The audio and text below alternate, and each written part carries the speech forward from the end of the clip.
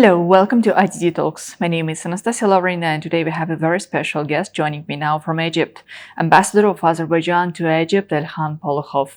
Mr. Ambassador, warm welcome to our program. Thank you for the invitation. It's always a pleasure to be with you, Anastasia, and talk about the different topics which can, of course, bring attention and to be interesting for your audience. Last week, President of Azerbaijan, Ilham Aliyev, had an official visit to Egypt. And let me ask you the question, what are the key political and diplomatic goals for Azerbaijan in strengthening relations with Egypt? You know, it was underlined during the visit of His Excellency President Ilham Aliyev to the Egypt that countries has long history of cooperation and communication between each other. And today we are on a stage when we demonstrate the new, opening new page and demonstrate the new to the world new opportunities which exist between two countries. With all fact that we have quite a distance between us, between two countries, still we see the potential for this future cooperation in different spheres, and we already identified during the visit all of these ways, and now it's time to implement them. Mr. Ambassador, how does this visit align with Azerbaijan's broader foreign policy objectives in the Middle East and North Africa? You know, Egypt is a leading country of the region. It's a leading country of African continent, North Africa. It's a leading country of Arab world. It's biggest country of Arab world. With its economy and demographic potential, Egypt play important role from security point, from economic point. That's why this cooperation and this visit, it was a message not to the regional players, but much wider, because again, as I underlined, both countries playing leading role in their regions. We are a gate for Egypt to the CIS countries, to our region, Central Asia. And in the meantime, for us, Egypt is an open door for North Africa from logistic and other points. That's why this visit happened timely. This is happening very important time when we see that a lot of things happen in the world, a lot of turmoil, challenges, and on the phone of this problem to launch, let's say, new wave of cooperation between two leading countries of the region. It's very good opportunities for both countries and very good opportunities for regional players. Mr. Ambassador, you have very successful diplomatic career, and being there, attending the official meetings during the visit of Mr. President Ilham Aliyev to Egypt, what impressed you personally more? You know, in some cases, in some instances, this kind of visits is not too open for public, where leaders of country go to the public with standard phrases, with standard ideas. While in this case, both sides was very clear with their messages. We were very clear and direct with our position on Palestine, Israel, for example, conflict, or about real potential of logistic for using Baku-Tbilisi-Kars railway, for example, and other projects. In the meantime, Egypt side, the head of Egyptian Arab Republic of Egypt, also clearly identified their position on former Azerbaijan-Armenian conflict by calling for peace in the region and stating that Egypt is ready to support any initiative which can lead to the establishment of the long-lasting peace in our region.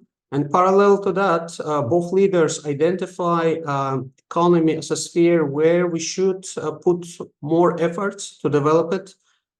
It is a rare case when the leader of country said that we practically agree on all issues on bilateral, on multilateral cooperation with Egypt. And this phrase was announced, this position was announced by President Ilham Aliyev.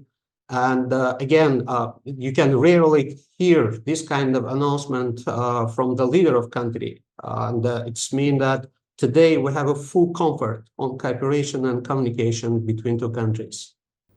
That's very interesting. You said about security.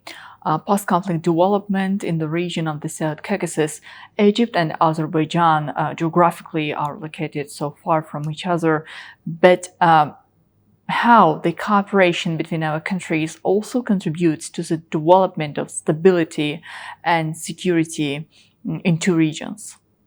We have similarities between our countries on this matter. Let's not forget that Egypt also suffered itself from occupation of its territories for some period of time and restored sovereignty and territorial integrity by military means. But after that, they demonstrate that it is potential for peaceful cooperation and peaceful coexistence, which means that they have experience on that matter and on that direction. And this experience can be interesting for us to study it. Yes, it's well studied, but still it is example when countries can find common ground for future successful cooperation and peaceful coexistence in the same region.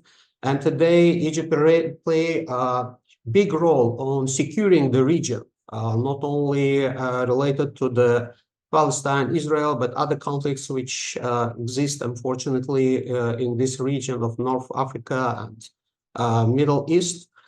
From this point, yes, we have good example which we can study, and we can see the positive sides or take the positive sides of this experience to use it in our case and bring it to the attention of our neighbor that this kind of peaceful coexistence is possible. It's already happened before, so it's nothing new there. Mr. Ambassador, what is the public perception in Egypt regarding the strengthening cooperation between Azerbaijan and Egypt? As I mentioned, we have a long history of cooperation between our nations, starting from medieval time. If you go deep into the history of Egypt, you can find names of Azerbaijanis who moved in this region many centuries ago, studied here, stayed here, become Egyptian.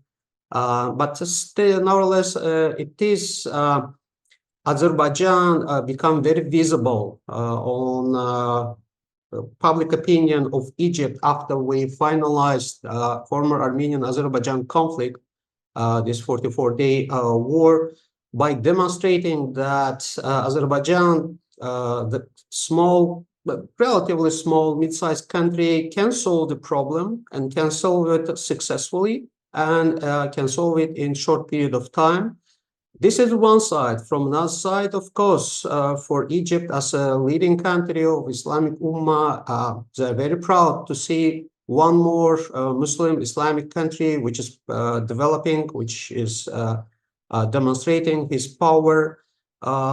Also, our position and our activities as a chairman of non-aligned movement also make us very visible in Egypt when we raised via this organization many issues of regional concern, including regional process which happened in Middle East, which far from Azerbaijan, but still it was in our agenda.